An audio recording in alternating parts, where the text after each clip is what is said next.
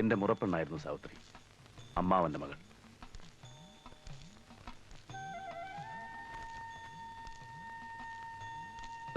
ആ മലയ്ക്കപ്പുറത്തായിരുന്നു ഞങ്ങളുടെ ക്വാർട്ടേഴ്സ്. അവിടെയായിരുന്നു ഹണിമൂൺ. ലേക്കിന്റെ ആ ഭാഗത്ത് വീണായിരുന്നു അവൾ മരിച്ചത്. കൂടെ ജാനുണ്ടായിരുന്നു, നാഷണൽ അവാർഡ് നേടിയ സ്വിമ്മർ. പക്ഷേ എനിക്കവളെ രക്ഷിക്കാൻ കഴിഞ്ഞില്ല. പണിഷ്മെന്റിന്റെ പേര് പറഞ്ഞ് അവരെന്നെ ഇവിടെ നിന്ന് ഓടിച്ചില്ലേ. പക്ഷേ എനിക്കിവിടം വിട്ട് പോകാനാവില്ല, ഈ കാശ്മീർ വിട്ട് പോകാനാവില്ല. എത്ര ബുദ്ധിമുട്ടിയാണെന്നോ ഞാനിവിടെ തിരിച്ചു വന്നത്. അടുത്ത പണിഷ്മെന്റ് ഉടനെ ഉണ്ടാവും, പക്ഷെ ഞാൻ പോവില്ല, ജോലി രാജിവെക്കും. ആ, രാധ എവിടെ പോയിട്ട് വരുന്നു? പുറത്തിറങ്ങാൻ ഒരു കാരണം വേണ്ടേ? കുറച്ച് പച്ചക്കറി, ഫ്രൂട്ട്സ്. എന്തേ കുറച്ച് ദിവസമായി അങ്ങോട്ട് കണ്ടില്ല? വേണ്ട, അതിന് വേണ്ട. ഈ കസ്റ്റമർ നിനക്കൊരു നഷ്ടക്കച്ചവടമാണ്. അല്ല, എനിക്ക് ഇതുവരെ ഒരു കസ്റ്റമറേ ഉള്ളൂ.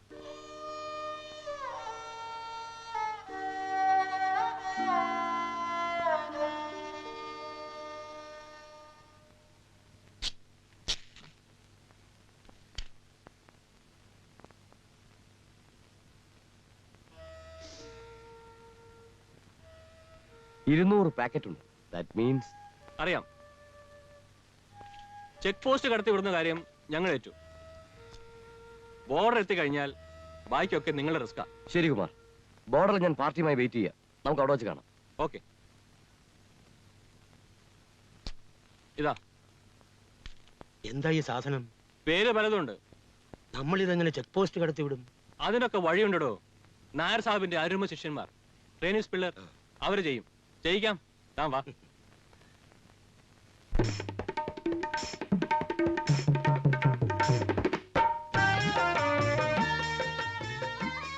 സാർ, വരണം വരണം. എന്താ ഇത്ര ലേറ്റ് ആയത്? ബാക്കിയുള്ളവരൊക്കെ എവിടെ? അവരൊക്കെ നായർ സാഹിബിനെ പേടിച്ച് വന്നില്ല. എന്റെ കുമാർ സാറേ, ഈ വീട് കണ്ടുപിടിക്കാൻ വേണ്ടി കാശ്മീരിൽ ഞങ്ങൾ ചുറ്റാത്ത വഴിയില്ല. ഇപ്പോ ഇങ്ങോട്ട് വരാനുള്ള വഴി മനസ്സിലായല്ലോ. ആ, ഇപ്പൊ വഴി മനസ്സിലായി.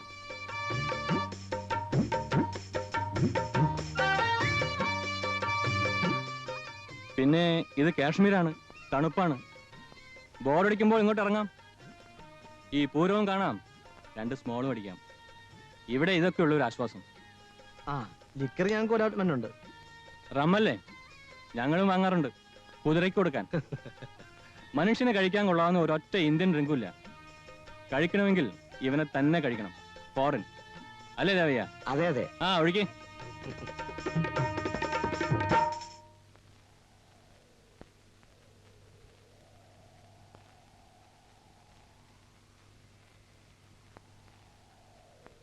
ഇതാണ് നിങ്ങൾ സഞ്ചരിക്കേണ്ട റൂട്ട്.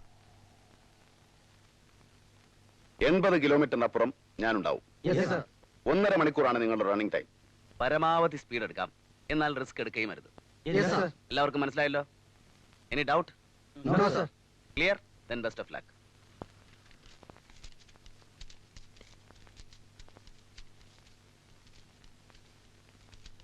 മദൻ സാബ്,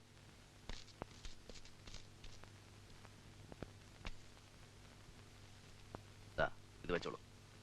എന്ത് പ്രോബ്ലം ഉണ്ടായാലും എന്നെ വിവരം അറിയിക്കും. I will be in the other end. Okay sir. Gopakumar. Yes sir. You come here. രാവിലെ സുഖമില്ലെന്ന് പറഞ്ഞതല്ലേ? Yes sir. You come with me in the jeep. Ready? Abdul സലാം,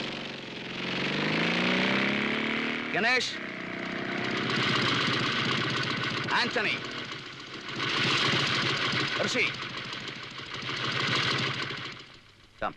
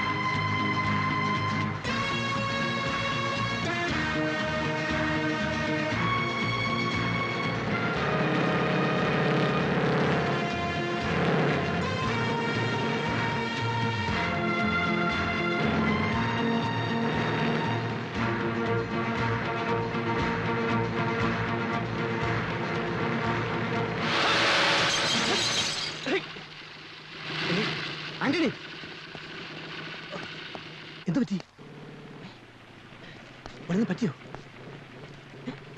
വരുന്നത് പറ്റിയെന്തോ? ആന്റണി വല്ലതും പറ്റിയാ? No problem. വയ്ക്കോ? Carry on.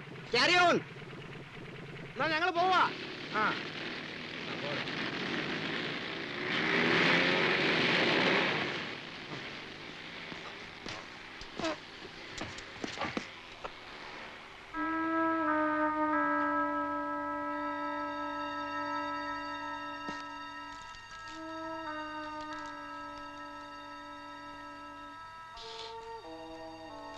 ഋഷി, ഇതെന്തോ മയക്കമരുന്നുകളാണെന്ന് തോന്നുന്നു. ഇതെങ്ങനെ എന്റെ കിറ്റിൽ വന്നു? നമ്മളെല്ലാം കരുവാക്കി ആരോ കള്ളക്കടത്ത് നടത്തുന്നുണ്ട്.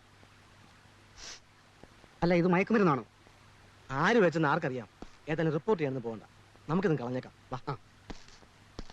നിക്കു ജോസ്, നമുക്കിത് നായർ സാബിനോട് റിപ്പോർട്ട് ചെയ്യണം. വയർലെസ് എടുക്കും. ആന്റണി, വേണ്ട. ക്യാമ്പിൽ കിടന്ന ബൈക്കിനുള്ളിൽ വെച്ചവൻ നിസ്സാരനല്ല. ഇത് റിപ്പോർട്ട് ചെയ്തില്ലെങ്കിൽ കുടുങ്ങുന്ന നമ്മളായിരിക്കും. ആന്റണി, ഹലോ? വേണ്ട, വേണ്ട, പറയുന്നത് കേക്ക്. വിടാ.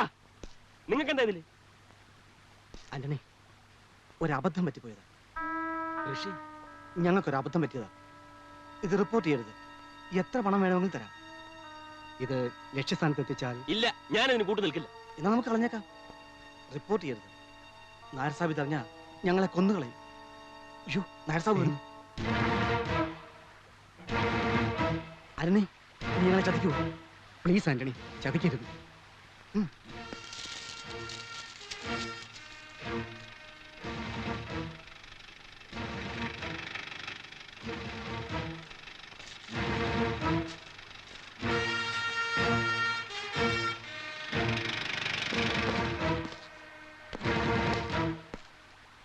What is the problem? എന്താ കുഴപ്പമൊന്നും?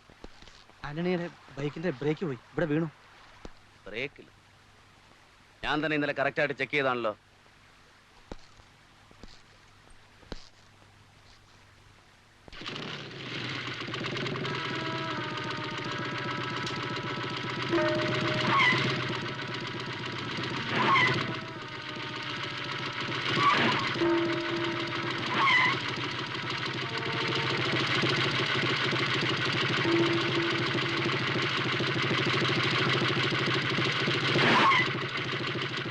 ഈ വണ്ടിക്ക് എന്താ കുഴപ്പം?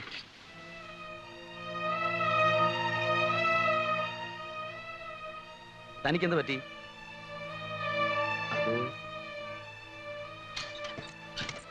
തന്റെ വെളച്ചിലൊന്നും എന്നോട് വേണ്ട.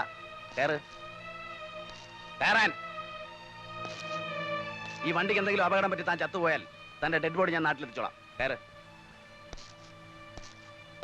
പോണം.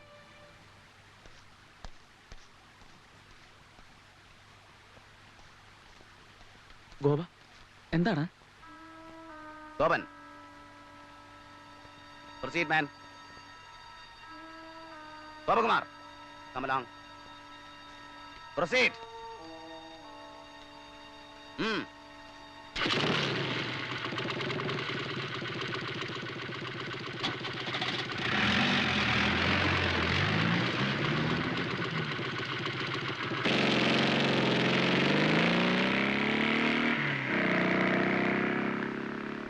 കുമാറിനെ വിളിക്കേ.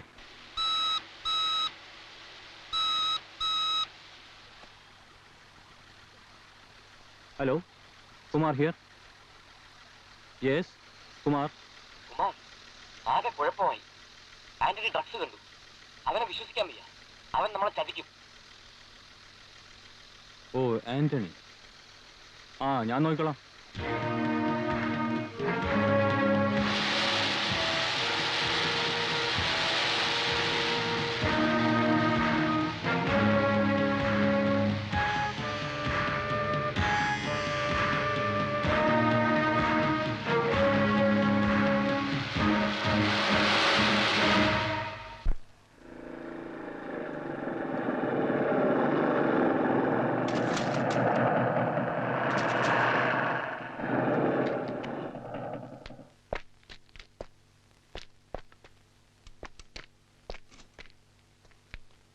ആന്റണിയുടെ ചോദിച്ച കേട്ടില്ലേ? ഒന്ന് രണ്ടിടത്ത് വെച്ച് ബ്രേക്ക് ട്രബിൾ വന്നിരുന്നു. വയർലെസ് ഉണ്ടായിരുന്നില്ലേ? എന്തുകൊണ്ട് റിപ്പോർട്ട് ചെയ്തില്ല? സാറ് വഴക്ക് പറഞ്ഞെങ്കിലോ എന്ന് വിചാരിച്ച കുറെ അവൻ അഡ്ജസ്റ്റ് ചെയ്ത് ഓടിച്ചിരുന്നു. നിവൃത്തിയില്ലാതെ വന്നപ്പോ അവൻ തന്നെ എന്തോ റിപ്പയർ ചെയ്ത് ഓടിച്ചു. പിന്നെ ഞങ്ങളെ കിടന്ന് പോകുന്നതാ.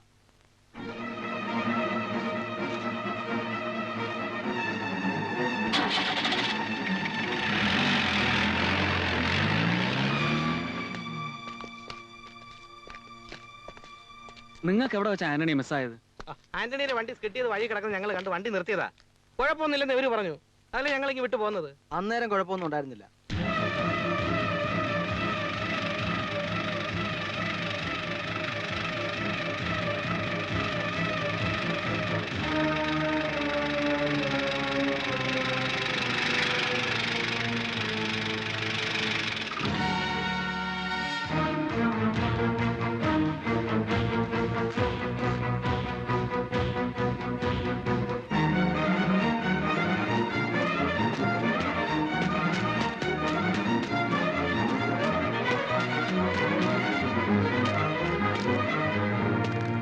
ആന്റണി, ആന്റണി,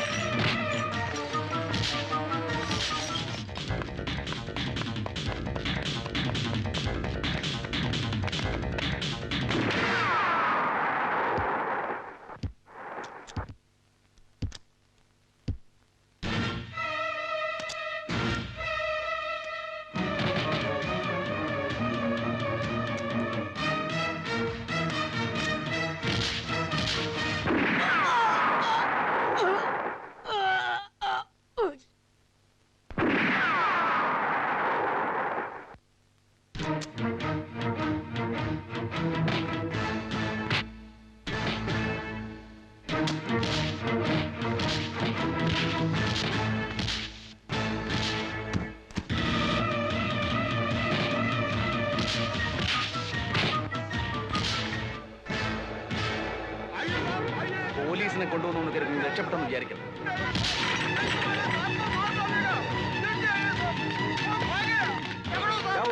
वो भाग गया, मेरे आदमी को मार डाल के वो भाग गया। कौन? मेजर नायर।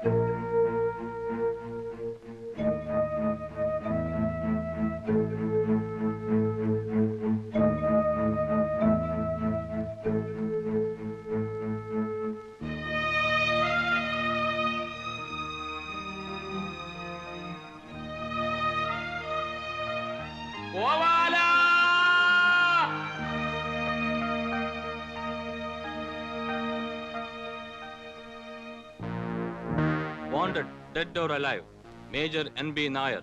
Reward, rupees 10,000.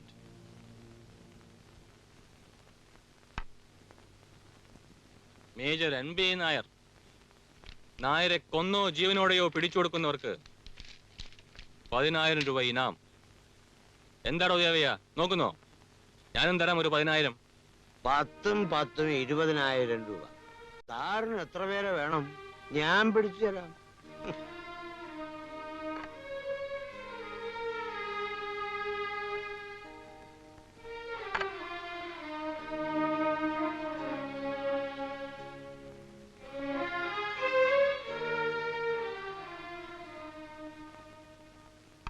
നിങ്ങളൊക്കെ എന്താ മൂടിയായിരിക്കുന്നത്?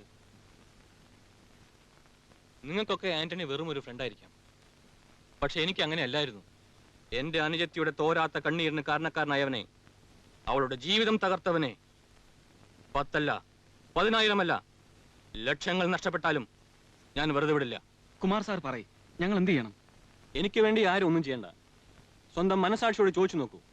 ഊണിലും ഉറക്കത്തിലും കൂടെ ഉണ്ടായിരുന്ന നിരപരാധിയായ ഒരുത്തനെ ഇത്ര ക്രൂരമായി കൊല ചെയ്ത ആ നായരെ വെറുതെ വിടണമെന്ന്. അതിന് നായർ എവിടെ ഉണ്ടെന്ന് അറിയണ്ടേ? പോലീസിന് പോലും ഒരു തുമ്പും കിട്ടിയിട്ടില്ല. അവർക്ക് കിട്ടിയിട്ടും കാര്യമില്ല. നിങ്ങൾക്കറിയോ, 1971 ഇന്ത്യ പാക് വാറിൽ എല്ലാ റഡാറുകളുടെയും കണ്ണുവെട്ടിച്ച് ലോകത്തെ പോലും ഒരു നിമിഷം ഞെട്ടിച്ചുകൊണ്ട് കറാച്ചി പോർട്ടിൽ India ബോംബിട്ടു. That was a one-man army commando operation. That commando was Nair, one of the best commandos in India. അയാളെ ഇവിടുത്തെ പോലീസുകാരെ എങ്ങനെ പിടിക്കാനാ? പക്ഷേ അത് നിങ്ങൾക്ക് സാധിക്കും.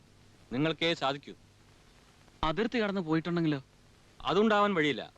കാരണം രൂപത്തിലും ഭാവത്തിലും നടപ്പിലും എടുപ്പിലും അടിമുടി പട്ടാളക്കാരനായ ഒരാൾ ഏത് അയൽ രാജ്യത്ത് ചെന്നാലും സംശയിക്കപ്പെടും. ചാരനെന്ന് സംശയിച്ച് അറസ്റ്റ് ചെയ്യപ്പെടാം. അത് മാത്രമല്ല, ഒരുപാട് സെന്റിമെന്റ്സ് നായർക്ക് ഈ മണ്ണിനോടുണ്ട്. അയാൾ കാശ്മീർ വിട്ടു പോവില്ല. എവിടെയെങ്കിലും ഒളിഞ്ഞിരിക്കുന്നുണ്ടാവും.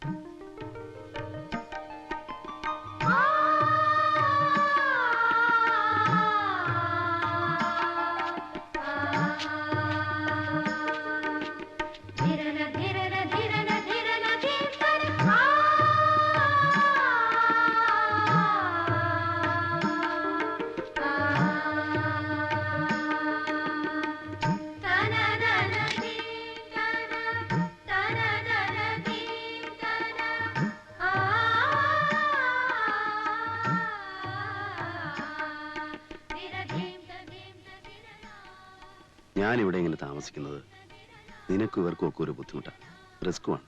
ഒന്നുമില്ല, ദൈവമാണ് ഇവരെവിടെ എത്തിച്ചത്. മലയുടെ അങ്ങേ ചരിവില് ഈ മഞ്ഞില് ബോധമില്ലാതെ കിടക്കുകയായിരുന്നു.